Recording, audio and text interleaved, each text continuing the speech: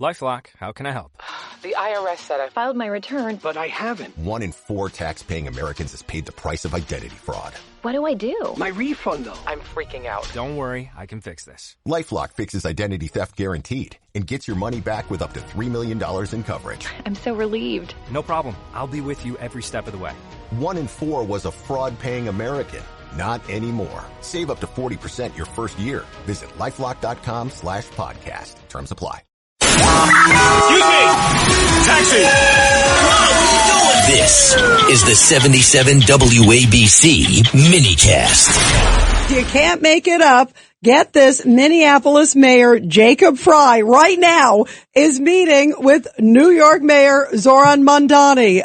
What is it? Two birds of a feather flock together. We have with us Judge Richard Weinberg, Ed Cox, New York State GOP chair, and also former New York State governor, the great Democrat. Thank you. There he is, David Patterson, and another good Democrat the also last as two well. Surviving common sense Democrats. The last two common sense ones. Gov Patterson, what do you make of this? The two of them, happy together is perfect. Well, I think right now they were going through what their favorite songs were. They were dancing in the office, and then someone played a slow song, and it was just quite a scene as the mayor entertained his counterpart from Minneapolis, Mayor Fry. So who was leading the dance? I'm curious. When you brought up the dance,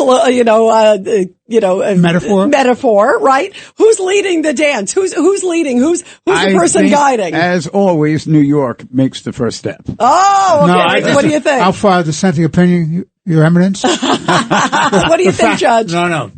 Fry is the one who showed how you could actually wreck a first-class city by total incompetence and ideology. And he's saying, boy, I want to bring that to New York. It worked so well in Minneapolis with people fleeing, destroying a great city and a great state. Let's bring that to New York. And let's not forget, Ed Cox, Jacob Fry. I mean, if anybody, he's making, he makes in recent days, in the recent weeks, Minnesota Governor Tim Walz look like Clint Eastwood, because at least he's been a little more acquiescing to help law enforcement. Not a lot, but Jacob Fry has been 100% against ICE. He's been 100% supportive of the protesters. He's been bashing ICE. There's no gray. He is whipping up the protesters, and that's the last thing I think Mamdani wants here in New York. If that happens, then the SRG, which he said he would disband, the Strategic Response Group, which handles these they're the tough guys who take care of Antifa.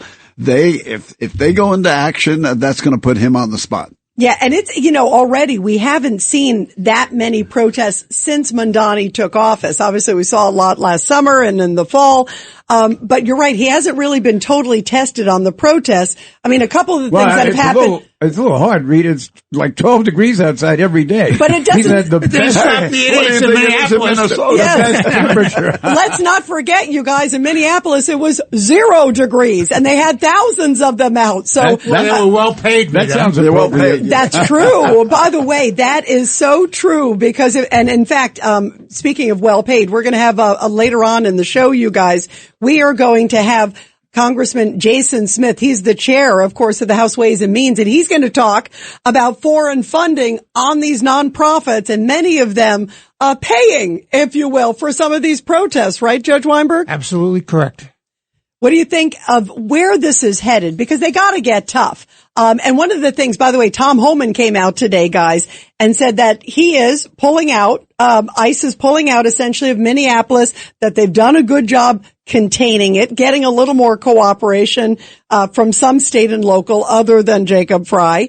But the one thing he's talking about is sanctuary cities, and saying that he's going to try to really push. And of course, it's President Trump pushing this as well, certainly from the top, to push for getting a ban on sanctuary cities in Congress. Well, I'm glad you raised that, because we have the chairman of the state Republican Party here. I want to get his comments on the fact that the Democratic Party at their convention say they want to make, under Hochul's leadership, New York State a sanctuary state. Mr. Chairman, what do you say? Our candidate for governor just designated in our convention day before yesterday. He made it clear that Nassau County is not going to be, which he's the county executive of, is not going to be a sanctuary county. He's going to cooperate with ICE and make sure that they only take out the worst of the worst. So why would Governor Hochul make this big pronouncement that she's going to make the whole state of New York a sanctuary state. What does she get out of this? What she gets out of, she gets the support of Mondani, of course. Oh, so it's bought and paid for, you're saying?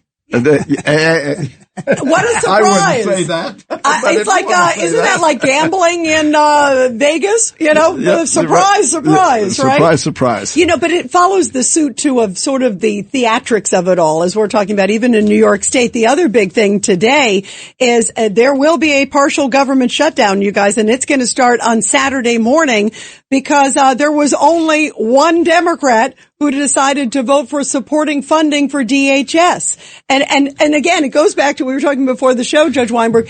ICE is funded through 2029, but this is all theatrics, but it's going to hurt elsewhere. This is the Coast Guard, this is TSA, and this is FEMA. Those are the ones who are going to lose the money if they don't have funding.